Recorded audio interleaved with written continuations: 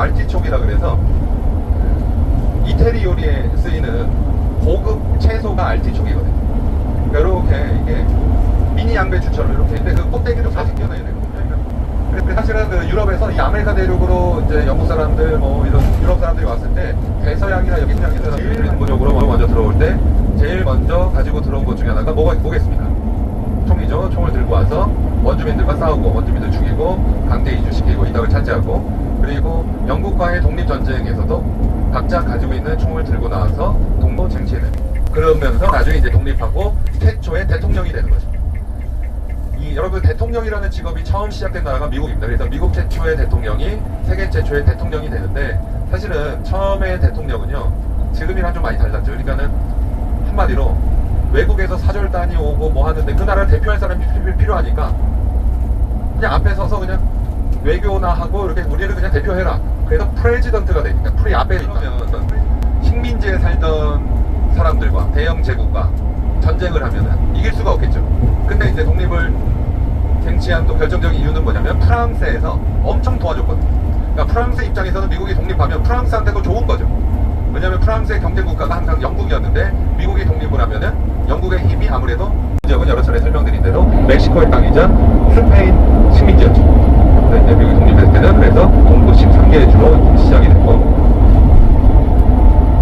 그래서 이 미국 사람들은 독립도 물론 프랑스의 도움을 받았지만 각자 가지고 있는 총을 들고 나와서 독립도 쟁취해내고 그리고 이제 나중에 영토 확장에 대해서 소개해드리겠지만 1803년도에 치안 유지가 되겠죠.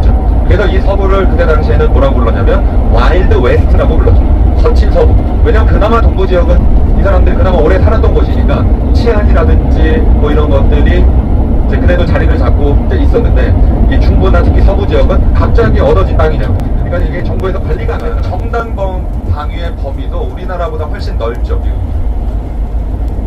그래서 21세가 되면 이제 총을 살 수가 있는데 21세 미만 되는 아이들은요 거의 대다수가요. 내가 어른이 되면은 총을 살까 말까를 고민하는 아이들보다 어떤 총을 살까를 고민하는 아이들이 훨씬 많다라는 거죠. 왜냐면 아버지가 항상 총을 가지고 있었고 그 아버지는 또 총을 가지고 있었고 총을 가지고 있었으니까 그냥 그것만 고민하는 거죠. 그냥 권총을 사야 되나 좀 멋있게 사탄총 샷건을 사야 되나 아니면 소총을 사야 되나 이거를 고민하는. 그래서 저도 미국 처음 왔어요. 여러분들 어제 가셔도 월마트 있죠?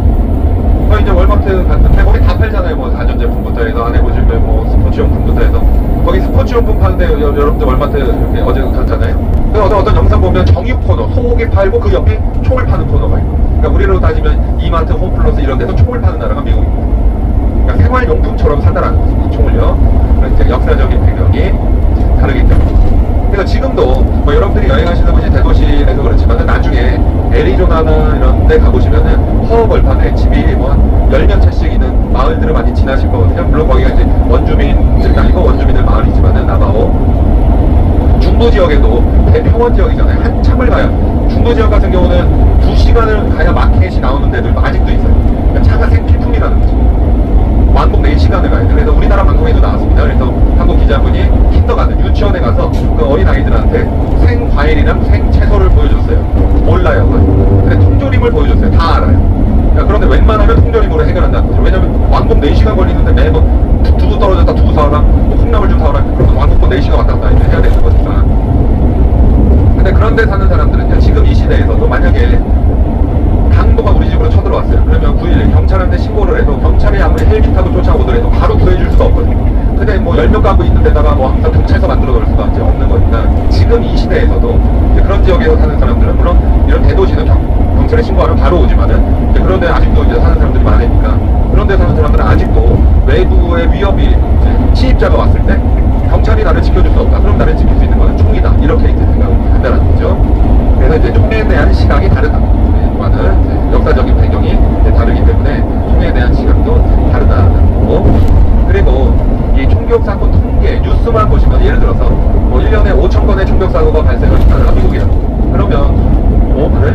365일이니까 하루에 거의 한 20건씩이나 매일 20건 정도가 총격 사고가 난 나라 미국이다. 이거 진짜 위험하겠다 이렇게 생각하실 수 있지만 그 통계를 또 자세히 세부 내역을 보면은 총기 사고의 90% 이상이요 특정 지역에서 발생이 됩니다.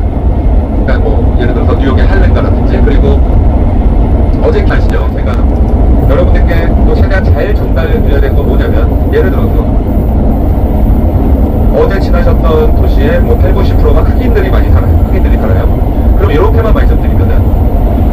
근데 제가 왜곡된 사실을 말씀드릴 수가 있어요. 그게 뭐냐면은 흑인이 90%다.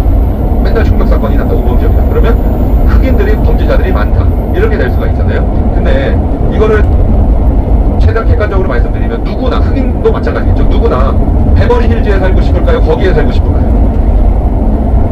베버리 힐즈에 살고 싶죠. 근데 베버리 힐즈 집값이 엄청 비싸니까 그럼 우범 지역은 집값이 싸겠죠. 그럼 상대적으로 소득이 낮은 사람들이 거기 살 수밖에 없는 거죠. 누구나 안전한 곳이 아닌 사이에는 없는 게 구역이 없고 주로 이제 우범 지역이에요. 그 말은 뭐냐면 경찰도 다 알고 있다는 거죠. 근데 갱을 없애면 어차피 새로운 갱이 생겨요. 그러니까 관리만 하는 거죠. 그래서 만약에 근데 경찰한테 총격을 가하거나 일반 사람한테 총격을 가하면은 그 갱 조직을 완전히 와해를 시켜버리거든요. 그러니까 웬만하면 갱들도 자기네들끼리 총을 쏘는 거지 웬만하면은 일반 사람들한테